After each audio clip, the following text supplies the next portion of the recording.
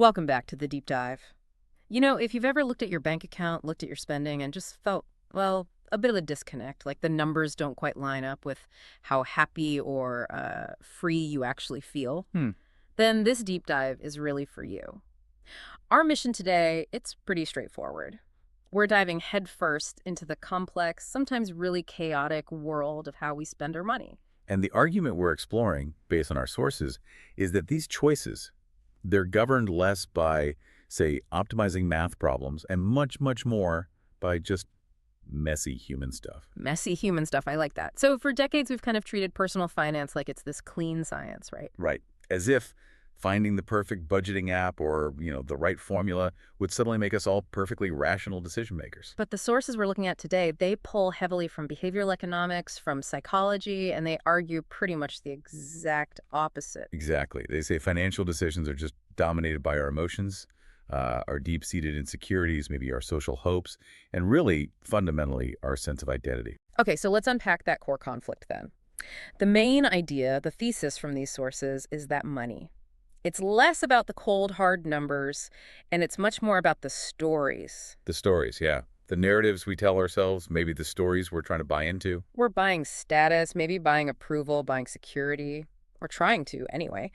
We're buying the specific story about who we are or who we want to be and what success looks like. Precisely. I mean, Mhm. if money were just math, think about it. Everyone would be debt-free, investing perfectly. Yeah, wouldn't that be nice? Right. And since that's clearly not the world we live in, we kind of have to accept that spending is more of an art. It's not some rigid science. And okay, so no universal formula then. What works for me might not work for my neighbor. Not at all, because your internal benchmarks, your hopes, your fears, Yeah. they're totally different. What brings you joy might actually, bankrupt someone else's contentment. So our goal today, for you listening, is to move past just the budgets and the spreadsheets. We want to focus on those hidden psychological forces.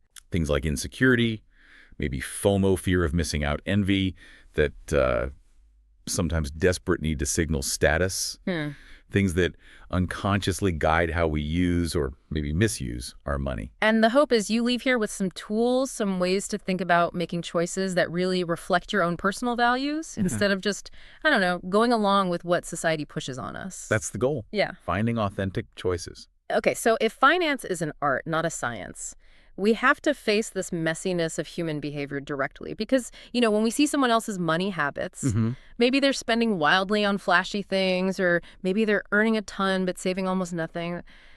We tend to label them irrational, don't we? We do. It's easy to judge from the outside. Yeah. But our sources offer a more, I think, empathetic and probably more truthful idea Which is? that all behavior makes sense if you have enough information.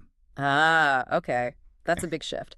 So if you can understand someone's unique past, maybe the specific hard times they face, the lack of security growing up, the uncertainty. Exactly.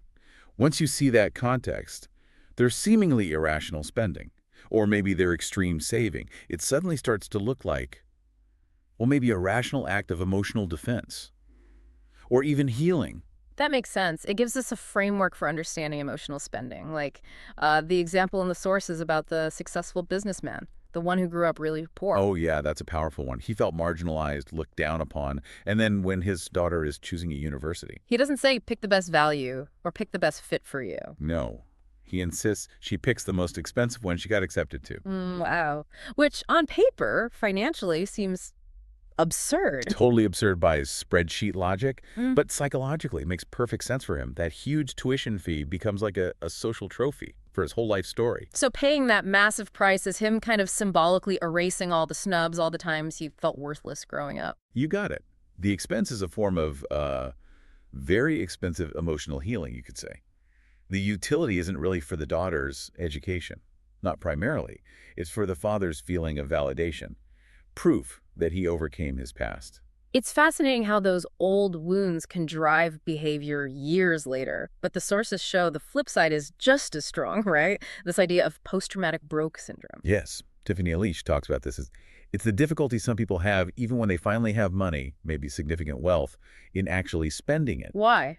Because the fear is still there. The fear is deeply ingrained. The memory, the trauma of being broke, struggling for rent, maybe facing eviction, it's like it's wired into their system. So even if they logically know they have millions, Spending anything triggers this old survival fear. So that leads to hoarding money, maybe being anxious about necessary spending, not really enjoying the freedom they've earned. Exactly. The fear paralyzes them. And that ties into this idea of psychological scarcity and this stark divide the sources mentioned, the divide between people who can afford to think future and those forced to think present. The social worker anecdote, Okay. trying to convince the impoverished couple to save just a little bit. Yeah, a few dollars a week. And the husband just laughs. He calls the social worker a future thinker. And he explains, look, our reality is about the next 24 hours. Sometimes just the next 5 minutes finding food, staying safe. Right, so long-term saving, it wasn't just irrelevant. It was like an alien concept from another planet. If your entire focus is immediate survival, your brain literally can't prioritize some abstract future benefit. Basic security has to come first. Which really highlights why teaching finance in school with those neat formulas, simple interest, predictable outcomes, why it often doesn't connect with real life. Because real life isn't neat. Money gets filtered through all this messy psychology, our social situations, our past traumas. It reminds me of that great quote from the software engineer, Billy Marcus. People are not rational, they are rationalizing. Oh, I love that quote too. It's spot on. We're not operating purely on logic most of the time. We're building justifications for decisions that our emotions or our history or our desire for status already made for us. And understanding that difference between actually being rational and just rationalizing what we want, that seems like the foundation of financial maturity. It really is. If we accept that, we can stop judging so quickly and start understanding why people do what they do with their money, the fears, the aspirations driving them. This leads to a pretty profound and maybe kind of sad observation the sources make, using that famous Winston Churchill line about alcohol. Right. Churchill said he got more out of alcohol than alcohol got out of him. And the sources suggest they've met a lot of rich people where it's the other way around. Their money gets more out of them than they ever get out of their money. Yeah, these are people trapped in the chase, right? Just desperately accumulating more, often rationalizing the next big purchase, the next zero on the balance sheet. Without ever stopping to ask why, or how will this actually make my life better, happier, freer? They become slaves to just growing the number. They miss the whole point, which is supposed to be using money to build a better life. The money ends up controlling them instead of serving them. That idea of being controlled by the chase, it leads us straight into this next big trap, the exhausting fight between wanting external status versus getting genuine utility from our spending. Because, let's be honest, what people often really want from money, maybe even more than comfort or convenience, is respect, admiration from others. And that's not new, is it? This isn't just an Instagram thing. Not at all. Adam Smith was writing about this way back in 1759. It's kind of astonishing. He noticed that we often value the attention money brings us more than the actual ease or the pleasure we get from the stuff itself. So we want people to notice us, to admire our success through what we own. Pretty much. We're seeking approval, maybe trying to soothe our anxieties about our place in the world by showing off. It means our spending can be driven more by a fear of being ignored than a desire for actual comfort. Okay, to make this concrete for listeners, the sources suggest this thing called the reverse obituary test. Sounds a bit morbid. Huh? Yeah, maybe a little. But it's a really powerful thought experiment. Basically, you sit down and write what you genuinely hope people will say about you after you're gone, what you want your legacy to be. And what do people usually write? Almost always. It focuses on things like being loved, being respected for who they were, being kind, helpful, a good parent, a good friend. Right, and crucially, that imaginary obituary almost never mentions the horsepower of their car, or the square footage of their house, or, the fancy imported marble in the bathroom. Exactly. We know deep down what truly matters in the long run.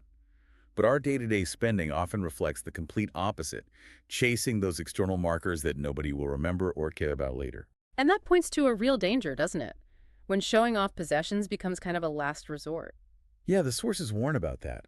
When someone feels like the only way they can get respect is by showing off fancy stuff, maybe they struggle to connect through humor or intelligence or empathy, so they default to the loudest, easiest signal, flashing wealth. And the focus just shifts entirely to what society or their particular social group says they should have. Like that story about the rich guy at the fancy hotel buying the $21,000 armchair. Oh, that anecdote is perfect. Mm-hmm. When asked why he bought this ridiculously expensive, probably not very comfortable chair, he didn't talk about design or comfort. What did he say? He just said, boys, I know, it's crazy, but when you have money, this is what you're supposed to do. Supposed to do. There it is.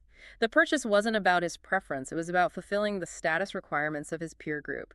Obligation, not desire. Now, this isn't to say all luxury is bad or there's no pleasure in beautiful things.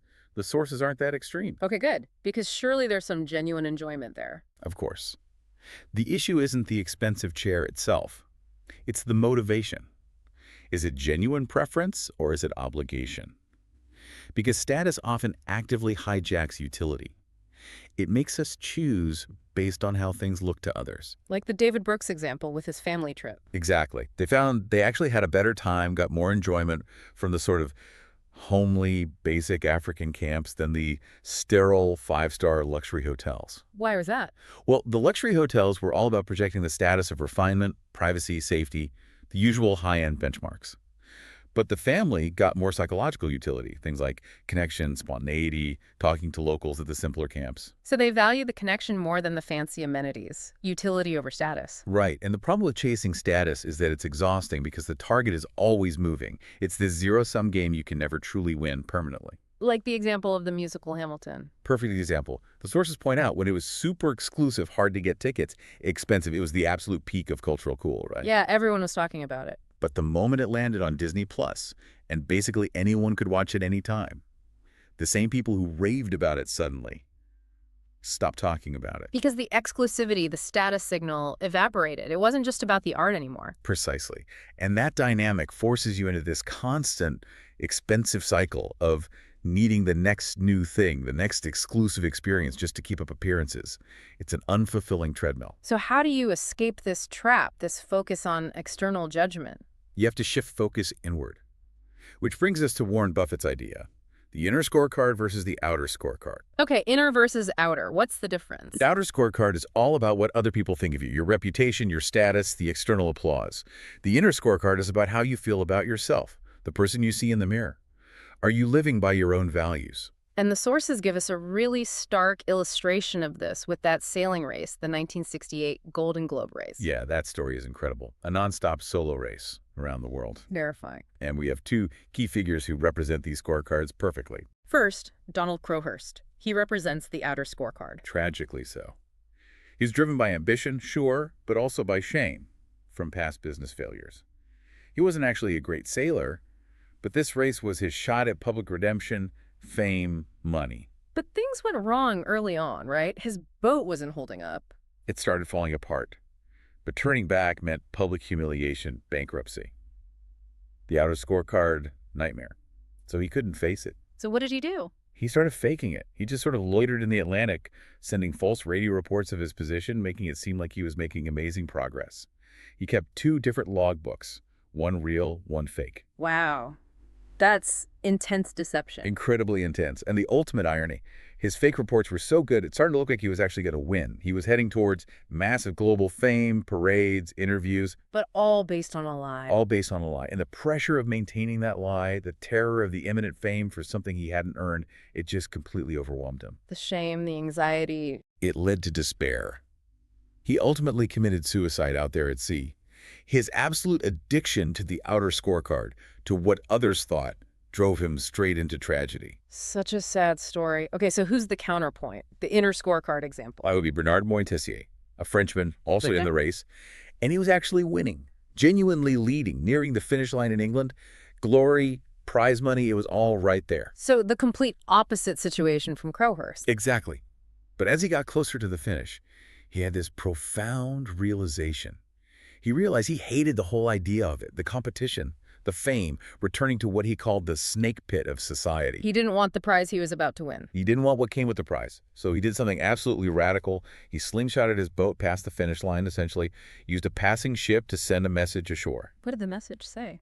Basically, I am continuing nonstop toward the Pacific Islands because I am happy at sea and perhaps to save my soul. Wow, he just quit while winning. He quit the race, he was winning, and just kept sailing. Sailed halfway around the world again, eventually ending up in Tahiti. He chose peace, harmony, his connection with the sea, his inner scorecard over the external prize. He found contentment by rejecting what society said he should want. Exactly. He detached completely from needing that external validation, a true inner scorecard champion. Motesia's story is the perfect setup for this next idea, the contentment equation. How do the sources define happiness here? It's defined pretty simply, actually, as contentment. And contentment is basically what you have relative to what you want. So it's the gap between reality and expectation. Precisely. So someone with immense wealth, but who constantly wants more because their expectations keep rising, can actually feel poorer, less content than someone who has very little but genuinely wants nothing more. All the psychological wealth comes from managing that gap, then. That's the core idea, and we see this illustrated so well in that classic parable of the Mexican fisherman. Right. The American businessman on vacation sees this fisherman who only works a few hours. Catches just enough fish for his family, spends the rest of the day relaxing, playing guitar, hanging out with friends and family. And the businessman, seeing this through his high-achieving American lens, tells him he should work harder. Yeah, work longer hours, buy more boats, hire people, build an empire. Then, in 10 or 15 years, you can retire rich. And the fisherman asks the killer question, and what would I do then, once I'm retired and rich? And the businessman says, well, then you can sleep late, fish a little, play with your kids, take siestas, play guitar with your friends. Which is exactly what the fisherman is already doing. Exactly. The businessman was trying to sell him this complicated, stressful 10-year detour to arrive back at the life he already had. It really highlights how much psychological wealth can come from just having low or maybe realistic expectations, being satisfied with enough. It does. And there's that personal anecdote, too, about the author's grandmother-in-law. Yeah, she lived on a tiny Social Security check, technically near the poverty line. But she was described as perfectly content. Happy with her little garden, her library books, the simple rhythm of her life. And the author contrasts her with actual billionaires he's met. And says, basically, none of them seemed as genuinely, consistently happy as she was. Her low expectations were like this huge buffer against disappointment. It freed her up to appreciate the small things. But keeping expectations low, or even just steady, is really hard, isn't it? Our brains seem wired to want more, that hedonic treadmill idea. Oh, absolutely. Our brains are kind of working against us here. We often confuse wanting nice stuff with just wanting the dopamine hit that comes from pursuing it. So the pleasure is in the chase, not necessarily the getting. A lot of it is, yeah. Dopamine is released more in anticipation and pursuit. So you chase the goal, you achieve it, you get a brief little high, and then poof, Yeah. your baseline expectation resets upward. Now you need the next thing to feel good again. And the data backs us up, right? That idea that people always think they need more money to be happy. Yet there's this recurring finding. Whether someone makes $50,000 a year or $500,000 a year, when you ask them how much they need to be truly happy, they tend to say about twice their current income. Wow. So the goalpost is always just out of reach, no matter how much you make. It keeps moving. Yeah. Which leads to this kind of counterintuitive risk. Yeah. The risk of actually achieving your biggest dreams. What do you mean? Isn't achieving dreams the goal? It is, but Will Smith and the music producer Rick Rubin both talked about this. Rubin said something like, it's hard to get really depressed until your dreams come true. Why? Because if you reach the absolute peak, you win the Oscar, you get the #1 album, you make the $1 billion, but you still have those underlying internal struggles, that anxiety, that emptiness. Then the money didn't fix it. Exactly. And that comforting thought, that optimism you had, oh, if I just achieve X, then I'll be happy, that's suddenly gone. It's replaced by the stark, maybe terrifying reality that the external achievement wasn't the answer. And that can lead to real hopelessness. Okay, so if just accumulating more doesn't guarantee happiness, what does? What enhances joy? The sources point to something simpler. Contrast. Yeah. Just contrast. Joy often comes from the difference between our current situation and our past experience or expectations. Like the story of Michael May, the man who was blind for decades and then regained his sight. Incredible story. He leaves the doctor's office after the surgery that restored his vision, and he's just overwhelmed with awe, looking at a totally standard, maybe even drab, office carpet. Just a carpet. Just a carpet.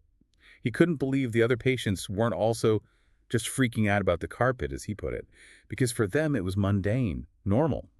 For him, having known life without sight, it was this miracle of texture and color. The contrast was everything. His previous baseline was 0. Precisely. Joy wasn't in the absolute quality of the carpet. It was in the massive gap between what he had before, nothing, and what he had now. And we see the same thing with the Shackleton analogy, right? The Antarctic explorers. Yeah, after 19 months of pure survival mode, freezing, starving, constant danger on the ice, they finally reached this remote whaling station. And what brought them overwhelming joy wasn't some gourmet meal or luxury suite.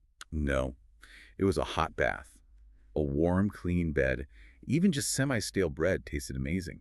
These were basic things, but the contrast with the absolute deprivation they'd just endured, it magnified their gratitude and joy immensely. So the conclusion here is pretty radical, actually. It suggests that maybe living a simpler, more modest life day to day, that might be the best way to actually enjoy luxuries when you do have them. It maximizes the contrast. If you indulge constantly, nothing feels special. You need that baseline of simplicity, maybe even occasional absence, to truly appreciate the treats. Joy needs that space. Okay, all this analysis, it seems to be building towards a really crucial distinction we need to make for a mature financial life, the difference between being rich and being wealthy. Yes, this is absolutely key. We tend to use the words interchangeably, but the sources argue they mean very different things, different goals entirely. So what's the difference? How do they define rich? Being rich is mostly about having money in the bank right now to buy stuff. It's focused on current income, current consumption, material capacity. Can you afford the fancy car, the big house? Okay, so that's the conventional view. What's wealthy then? Being wealthy is different. It's about having control. Control over your time, primarily. Control over your choices. Control over how money affects your personality and your mental health. It's about independence and autonomy. That's the highest return on investment money can offer. And the Vanderbilt story is like the ultimate cautionary tale here, isn't it? Of being incredibly rich, but not wealthy at all. Well, it's staggering. Cornelius Vanderbilt left his family an absolute fortune, something like $300 billion in today's dollars. Mind-boggling wealth. But it didn't last. Not even close. Within about 60 years, almost all of it was gone. Squandered. Oh, what happened? Their whole life purpose seemed to become this internal rivalry. Who could build the bigger mansion? Who could throw the more lavish party? It was just relentless, exhausting status chasing, competing to spend money faster than the next relative. With no regard for whether it actually made them happy or improved their lives. Apparently not. Their riches became this huge social burden, this public performance. The sources call it a unique form of poverty. They had tons of money, but zero purpose, zero independence. The money literally tore the family apart. It shows how money, if you don't define its purpose, if you don't control it, it absolutely will control you. It becomes your master. Yeah. It can hijack perfectly good ambition and turn it into this controlling obsession. Even successful people felt this pressure. Harvey Firestone, the tire guy. Yeah. He admitted in his memoir that he built these enormous houses, many times larger than I have the least use for. And he said, the houses are only a burden. I do not know why I do it. Wow. So even he felt trapped, forced into this lifestyle by his status, maybe. It sounds like it. That's the rich person being controlled by the money, trapped in lifestyle debt, the obligation to maintain a standard he didn't even really want just because it was expected. So the antidote to being controlled like that is understanding the value of money you don't spend. Exactly. Recognizing the subtle but powerful value of unspent money. People think of savings as dormant, just sitting there. It's not dormant. Not at all. There's no such thing as truly unspent money in that sense. Money you haven't spent on consumption is actively being spent on buying something else. Independence, freedom, flexibility. It's like a claim check on the future, as the sources put it. Perfect phrase. Every dollar you save is a dollar spent purchasing autonomy, buying the ability to say no to things, to make your own choices, to weather storms. And this difference between rich consumption and wealthy independence is shown really clearly in that comparison of the two athletes. Antoine Walker, the NBA star. Right. Earned over $100 million in his career. The absolute picture of rich. Lived large, supporting dozens of people, multiple cars, always upgrading. But it ended badly. Very badly. 5 years after retiring, he filed for bankruptcy. Lost all control. His life decisions were suddenly being made by judges and creditors. All that money, gone. No independence left. Okay, now contrast him with the NFL player John Urschel. Yeah, Urschel played for much less money, relatively speaking near the league minimum for a player back then, maybe $600 Ks a year. And his approach was totally different. Completely different. He was known for being extremely frugal, saved the vast majority of his earnings.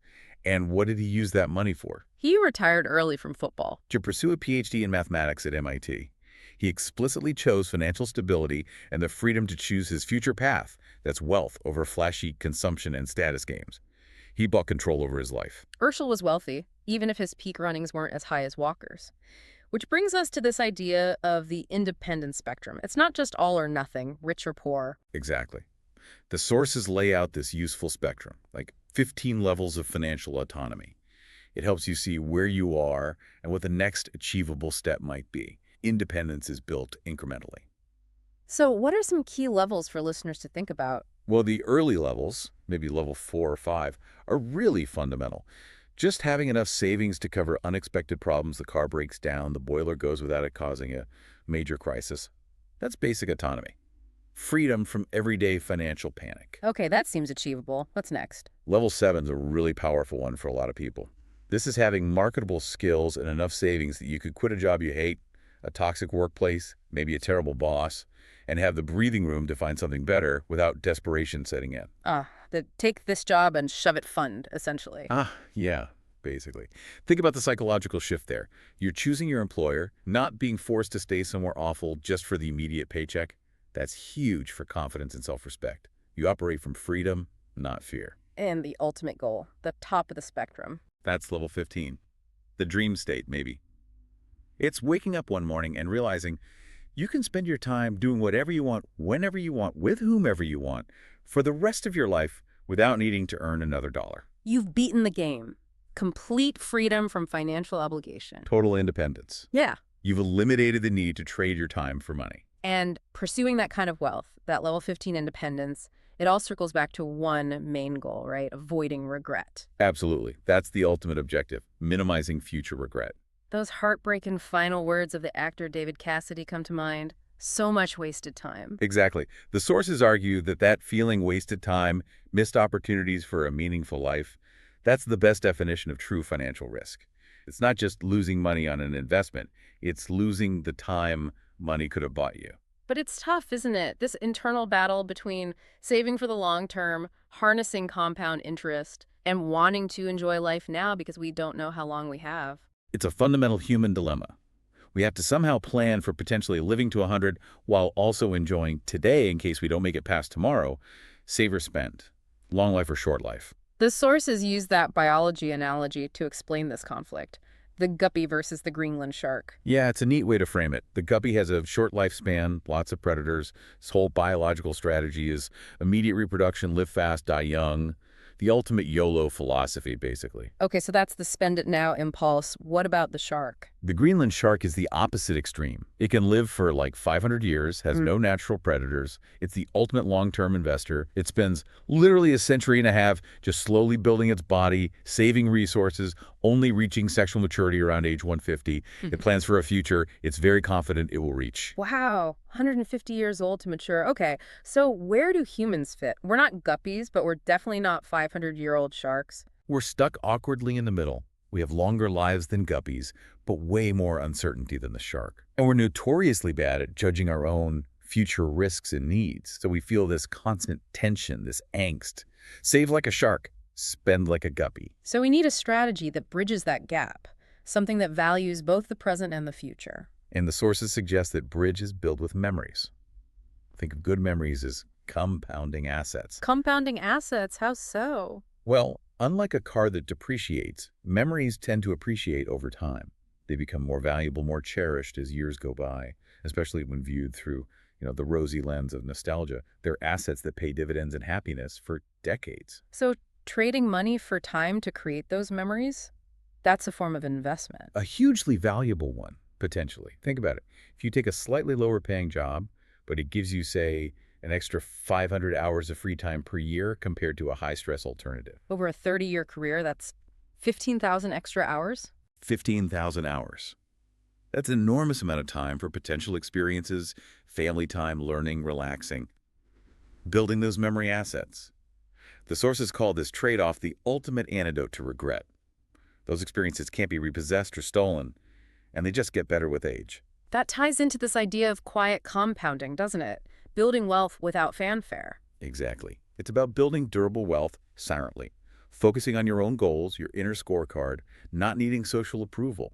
And it's the necessary antidote to what the sources call social debt. Okay, social debt. We need to define that. It sounds important, but maybe hidden. It's super important and often totally hidden. Social debt is the ongoing financial and mental cost of buying things primarily for status. So it's not just the sticker No price? way. It's the sticker price of the fancy new car, plus the pressure and the cost of replacing it in 2 or 3 years to maintain that image. It's the big house, plus the cost and hassle of cleaning it, maintaining it, furnishing it, heating it, and maybe feeling obligated to host parties to justify its size. It's the mental energy, too, right? The constant comparison, the worry about keeping up appearances. Absolutely. It's an ongoing obligation, a drain on resources and mental bandwidth, often disguised as a desirable lifestyle. And the way to avoid that is quiet compounding, like that anonymous billionaire family the sources mention. Yeah, the family worth something like $8 billion, dollars, but almost nobody knew who they were. They achieved incredible freedom and independence precisely because money wasn't tied to their public identity. They focused on being good people, good employers, living relatively normal lives. Their anonymity, their lack of social debt was actually their most valuable asset. In many ways, yes. It insulated them from the pressures that destroyed families like the Vanderbilts. They weren't performing wealth, they were just living. And this all leads to the idea that maybe the fastest way to get truly rich, in the sense of wealthy and independent, is actually to go slow. It often is. Quick, flashy wealth is frequently fragile. It might come from luck, a hot stock, a windfall that can disappear just as quickly. And money that comes easily often gets spent easily. Slow, steady, quiet compounding builds durable wealth, the kind that lasts and buys real, lasting independence. Okay, so wrapping this all up, as we finish this deep dive into the art of spending, what are the absolute key takeaways for listeners wanting that kind of durable wealth and control? I think there are three core things. First, you have to consciously, actively recalibrate what you value. Prioritize genuine utility, inner peace, things that actually serve you over just chasing fleeting status symbols. Okay, value utility over status. Got it. Second, aggressively manage your expectations. Remember that contentment equation. Happiness isn't about just getting more, it's about closing that gap between what you have and what you want or think you need. Find your enough. Manage expectations, find contentment in the gap. And Third, prioritize independence above almost everything else. Use money to buy back your time, buy freedom of choice. That's the highest return it offers. Far more valuable in the long run than mere accumulation of stuff. it reminds me of what that financial advisor Tim Marer said: personal finance is more personal than it is finance. That sums it up perfectly. You have to figure out what genuinely makes you happy, what your values are, and have the courage to live by them, regardless of what friends, family, or Instagram might suggest. And the sources give us that kind of reverse tool as well, the misery checklist, a way to see if you're heading in the wrong direction. Right. Work backward. You are almost certainly setting yourself up for a miserable, regret-filled life if you consistently choose status over independence. If you constantly compare yourself upward, always anchoring your desires to the group just above you. What else is on the misery list? Letting money define your identity and your sense of self-worth. That's a dangerous trap. And maybe the most common one, constantly overestimating how much other people actually notice or care about your expensive possessions. Right. That attention you think you're getting is rarely admiration for you. It's often just envy of the thing, or maybe just fleeting notice. Exactly. So the ultimate goal here isn't necessarily to become a perfect accountant or a hardcore minimalist. It's really about becoming an independent thinker when it comes to money. Which allows for maybe inconsistent spending. Yeah. Spending big on the few things you truly love and get massive utility from, while being ruthless about cutting out the rest. Precisely. Spend extravagantly on what brings you deep, genuine joy and value, and cut mercilessly everything else that society just tells you should want, but that doesn't actually align with your inner scorecard. So here's a final thought exercise for everyone listening.